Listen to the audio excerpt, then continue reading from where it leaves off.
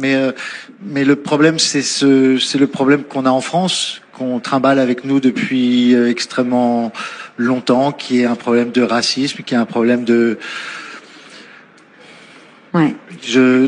difficulté à intégrer. Qui est un problème de difficulté à intégrer, qui est un combat qui pour moi est complètement perdu d'avance parce que nous devons être fiers d'être un des pays les plus intégrés au monde. Et c'est une de nos forces. Et c'est ce qui fait qu'on est français. Maintenant, il n'y a plus de Français de souche, ça n'existe plus. Et j'espère que on va continuer à se mélanger, pas seulement en France, mais dans le reste du monde.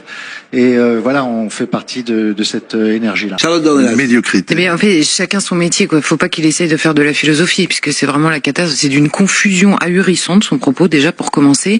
Et ensuite, il nous explique que, donc, on a du mal à intégrer, on est les plus racistes, et d'ailleurs, on doit se réjouir d'être le pays le plus intégré. À quoi? On ne sait pas. Désintégrer, à mon avis, serait un mot un peu plus adéquat à ce qu'il nous explique, puisqu'il nous explique qu'en fait, on est extrêmement intégré parce que nous ne sommes plus rien. C'est original comme propos, c'est vraiment très original. Donc c'est un mélange de tout, on ne sait pas très bien identifier. La seule chose dont on est sûr, c'est qu'il reste suffisamment de Français de souche pour les traiter de racistes du matin au soir. Parce qu'il y en a plus, mais il y en a quand même, au moment où les accusés de racisme. Ça ne veut rien dire.